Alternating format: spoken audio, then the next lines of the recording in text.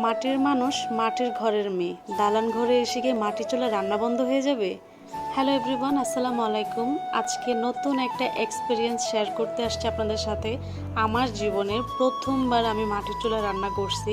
আমি কখনো মাটির চুলায় রান্না করি নাই। আমার ছোটবেলা থেকেই অভ্যাস, যদি আমি নতুন কিছু দেখি সেম ওই রকম করার চেষ্টা করি। যদি প্রথমবার না হয় দ্বিতীয়বার করি, দ্বিতীয়বার না হলে তৃতীয়বার করি। তো অনেক দিন ধরেই ভাবতেছি আমি মাটি চুলা রান্না করব, যেহেতু আমি কখনো মাটি চুলা রান্না করি নাই।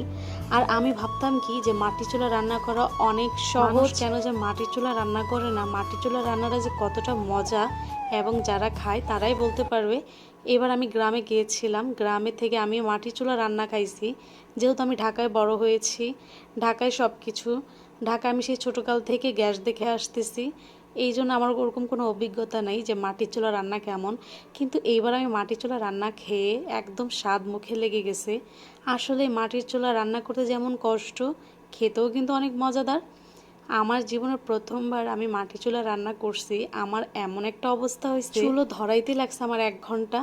মনে মনে বলতেছিলাম, এতদিন ভাবতাম কত সহজ, মাটির চুলায় মানুষ কেন রান্না করে না, নাকি ইচ্ছে করেই করে না। কিন্তু এতটা যে কষ্ট, এটা আমি যদি নিজে থেকে না রান্না করতাম জানতামই না। আমার চুলা ধরাইতে লাগছে 1 ঘন্টা, এবং আমি যে কত কষ্ট করে চুলা ধরাইছি শুধুমাত্র আমিই বলতে পারি। আমি তখন মেজাজ খারাপ হয়ে গেছে যে আমি মাটির চুলায় রান্না করতেছি, কিভাবে হইতেছেই তো না, আমি পারবো না মনে হয়। একবার তো ভেবেই নিছি যে আমি আমার গ্যাসের চুলায় চলে যাই, আমি মাটির চুলা আমার দেওয়া সম্ভব না।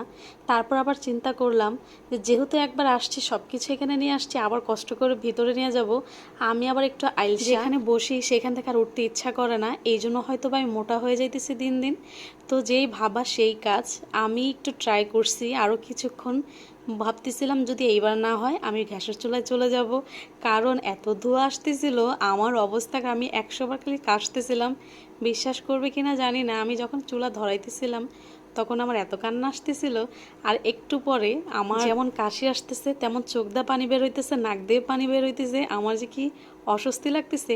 কিন্তু সবচেয়ে বড় কথা, আমার যখন রান্নাটা প্রায় অর্ধেক হয়ে গেছে, তখন চুলাটা একদম পারফেক্ট হয়ে গেছে, আর কোনো কালি টালি কিছু আসতেছিল না, এমনকি কোনো ধোঁয়াও আসতেছিল না। আমার এখন আর কান্না আসতেছিল না, আমার কোনো খারাপ লাগে নাই, ভালোই লাগতেছিল।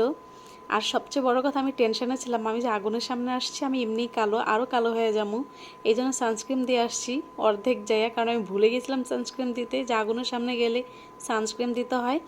যাই হোক, আমি যখন রান্না করছিলাম ভাবতেছি যে আগের কালের মানুষও কত কষ্ট হইতো, সংসার সামলাতো, বাচ্চা সামলাতো, শ্বশুর শাশুড়িকে সামলাতো, এমনকি